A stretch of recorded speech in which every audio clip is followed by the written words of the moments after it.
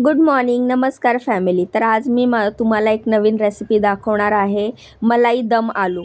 दम आलू रेसिपी आपण नेहमी बनवतो, पण ही मलाई किंवा क्रीम दम आलू अशी ही रेसिपी म्हणू शकता तुम्ही, कमी तेलात होणारी. तर पॅनमध्ये मी 1 कप पाणी टाकलं आहे. त्यामध्ये 4 काजू, 4 बदाम, 2-3 लाल मिरच्या, त्यानंतर थोडंसं 4-5 लवंग, 4-5 काळी मिरी, थोडासा दालचिनीचा तुकडा असं टाकून थोडंसं शिजवून घेतलेलं आहे.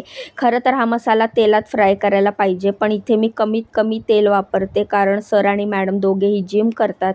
त्यामुळे थोडंसं पाणी टाकून मी हे थोडं शिजवून घेतलं. त्यानंतर मिक्सरच्या भांड्यात काढलं आणि त्याच मिक्सरच्या भांड्यामध्ये ज्याच्यामध्ये आपण मिरची बघा, तुम्ही बघू शकता 2-3 लाल मिरच्या आहेत, काजू आहे, बदाम आहे, काळी मिरी, लवंग आणि दालचिनी, हे ज्याच्यात आपण काढलं. 2 ते 3 मिनटं आपल्याला फक्त गरम पाण्यात शिजवून घ्यायचं आहे, तेलात फ्राय न करता. आपल्याला कमी तेल वापरायचं आहे म्हणून. त्यामध्ये 1 टोमॅटो मी असा लांब लांब चिरून टाकलेला आहे.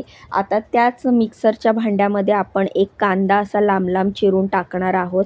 तर एकदम झटपट, इझी आणि टेस्टी अशी रेसिपी आहे दम आलूची. तुम्ही नेहमी दम आलू बनवत असाल किंवा खाल्लं पण असेल तुम्ही, पण ही थोडीशी वेगळी आहे. थोडंसं मी त्याला मॉडिफाय केलेलं आहे, त्यामुळे ही दम आलूची रेसिपी अजूनच टेस्टी झालेली आहे. तर ती काय आहे, कशी बनवली आहे, तेच मी तुम्हाला व्हिडिओतनं दाखवते. तर 1 कांदा, 1 टोमॅटो टाकून झाल्यावर जरा मिक्सर लावून घेतला. त्यानंतर अशी बारीक प्युरी पेस्ट आपण करून घ्यायची आहे. तुम्ही बघू शकता रंग पण किती भारी आला आहे. त्यानंतर चला आता गॅस पेटवूया. तर गॅस पेटवला, त्यामध्ये थोडंसंच तेल टाकलं, त्यानंतर जिरं टाकलं, मोहरी टाकली. थोडं जिरं मोहरी टाकायची. चांगलं तडतडल्यानंतर आपण यामध्ये जो आपण पेस्ट बनवलेला आहे मिक्सरच्या भांड्यात, तो पेस्ट आपण ह्याच्यामध्ये टाकणार आहोत आणि फ्राय करून घेणार आहोत. तर आधी हे सगळं आपण फक्त पाण्यात शिजवून घेतलेलं आणि कच्चा कांदा, टोमॅटो टाकलेला. त्यामुळे आता आपल्याला हा मसाला खूप वेळ तेलावर परतायचा आहे. लक्षात ठेवा, जर तुम्ही आधी परतलं तेलात तर नंतर नाही परतलं किंवा थोडंसं तेलात परतलं तरी चालतं, पण आधी आपण नुसतं पाण्यात शिजवून घेतलं आहे. त्यामुळे आपल्याला हा मसाला खूप वेळ तेलात परतायचा आहे. ते तुम्हाला पुढे व्हिडिओत दिसणारच आहे. नाही नीट परतला तर कच्चा लागणार मसाला आणि त्यामुळे भाजीला टेस्ट येणार नाही. तर अशा प्रकारे चांगला मसाला फ्राय होण्यासाठी त्याच्यावर झाकण ठेवलं आणि चांगला मसाला शिजू दिला. तोपर्यंत हे बटाटे शिजलेले होते, उकडलेले बटाटे, छोटे बटाटे, मिनी पोटॅटो म्हणतात याला, स्मॉल पोटॅटो पण म्हणतात. हे मी उकडलेले गार झाले होते आणि पटापट व्हिडिओ फास्ट फॉरवर्ड केला आणि त्याची सालं काढायला घेतली. किती भारी वाटतं ना असं पटापट हात चालले तर. पण खऱ्या व्हिडिओ फास्ट फॉरवर्ड केल्याशिवाय असे हात चालत नाही. रिअलमध्ये अशा हात चालले असते तर कामं किती लवकर झाले असते. तर तुम्ही बघू शकता मध्ये मी मसाला हलवत होती आणि त्यामध्ये मी हे सगळे बटाट्याचे सालं काढलेत. आणि सालं काढून झाल्यावर एक अजून गोष्ट आपल्याला करायची आहे, ती तुम्हाला पुढे व्हिडिओत दिसणारच आहे. तर तुम्हाला माझ्या रेसिपी कशा वाटतात मला कमेंट करून सांगत जावा. छान कमेंट करत जावा. व्हिडिओला लाईक, चॅनलला सबस्क्राईब करत जावा. हे पूर्णपणे फ्री आहे. तुम्हाला तुमच्या सपोर्टची खूप गरज आहे. तर मी एक फॉक घेतलेला आहे, म्हणजेच काटा चम्मच, आणि हे उकडलेल्या बटाट्याचे साल काढल्यानंतर त्याला असे होल करून घेतलेत, जेणेकरून आपण जो मसाला मसाल्यामध्ये जे आपण हे बटाटे टाकणार आहोत, ह्या बटाट्याला आतपर्यंत मसाला जाईल आणि त्याला खूप छान चव येईल. तर बघू शकता तुम्ही, सगळ्यांना छान असे होल करून घेतले, म्हणजेच फॉगनी. आणि त्यानंतर आपला हा मसाला शिजलेला आहे. आता हा जो मसाला आपण मिक्सरच्या भांड्यातला टाकला आहे, बघू शकता तुम्ही, छानपैकी असा शिजलेला आहे, कच्चापणा निघून गेलेला. आता ह्याच्यात आपण घरातले मसाले टाकूया. थोडासा धणा पावडर, थोडासा जिरा पावडर टाकला. त्यानंतर लाल तिखट टाकलं. तर तिखट तुम्ही तुमच्या अंदाजाने, तुम्ही जेवढं खाता, तुम्हाला आवडतं तेवढं टाका, कारण आपण लाल मिरच्या ऑलरेडी टाकलेल्या आहेत.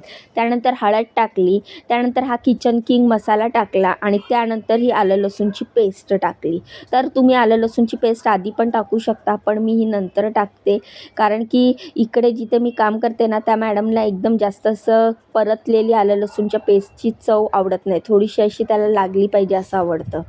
तर सगळा मसाला छानपैकी परतून झाल्याच्या नंतर हा आहे दह्याचा डब्बा. तुमच्या घरात कुठलंही दही असेल, घरात लावलेलं असेल तरी चालेल. ह्याच्यात 2 ते 3 चमचे दही टाकायचं आणि हे आपल्याला छानपैकी असं परतून घ्यायचं आहे. पुन्हा एकदा परतून घ्यायचं आहे आपल्याला, कारण हे दही आपण फेटलेलं नाही आहे, असंच डब्यातनं घेऊन आपण चमच्याने टाकलेलं आहे. त्यामुळे आपल्याला हे मसाल्यामध्ये व्यवस्थित असं मिक्स करायचं आहे. आणि त्यानंतर दही टाकल्यानंतर पण हा मसाला फ्राय झाला आहे किंवा झालं आहे का असं समजायचं नाही हां, कारण की ह्या दह्याचा कच्चेपणा लागणार भाजीला, त्यामुळे व्यवस्थित नीट हलवून घ्यायचं आणि नीट हा मसाला परतून घ्यायचा. त्यानंतर आपण ह्याच्यामध्ये मीठ घालणार आहोत आणि मीठ तुम्ही तुमच्या चवीनुसार, अंदाजानुसार, तुमच्या क्वांटिटीनुसार टाकू शकता.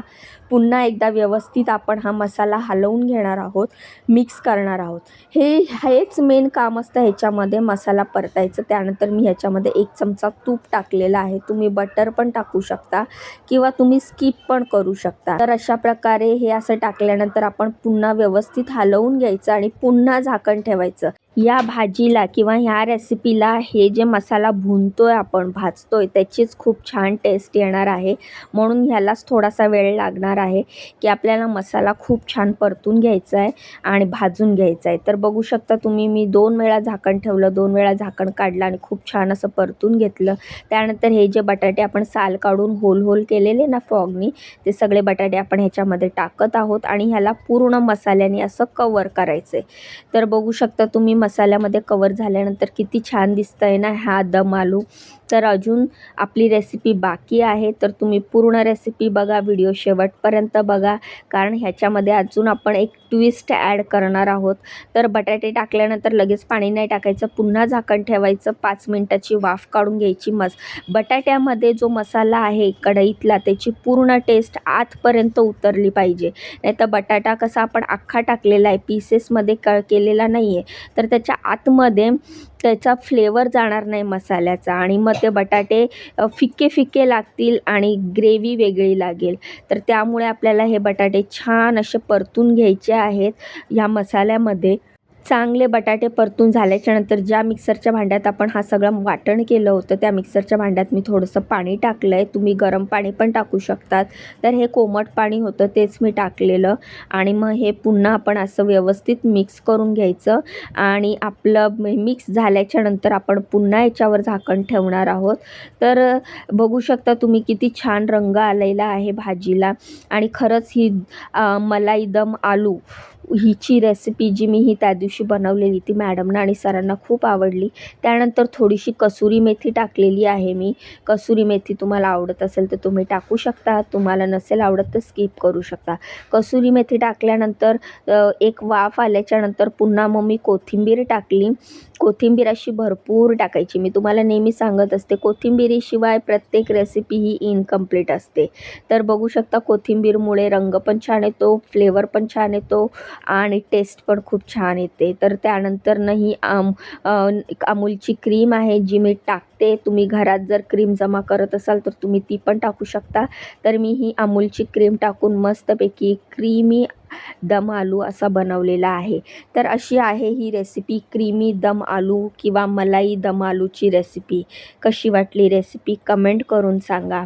व्हिडिओला लाईक करा, चॅनलला सबस्क्राईब करा. क्रीम टाकल्याच्यानंतर गॅस बंद केला, झाकण ठेवलं, आपली भाजी तयार आहे.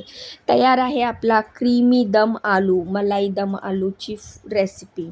म्हणजेच ही भाजी एकदा नक्की ट्राय करून बघा. कशी वाटली रेसिपी कमेंट करून सांगा. रेसिपी बनवल्यानंतर मला कमेंट नक्की करा. तुम्ही स्वतः म्हणाल की वा रीमा खूप टेस्टी झालेली भाजी, तर एकदा नक्की ट्राय करा.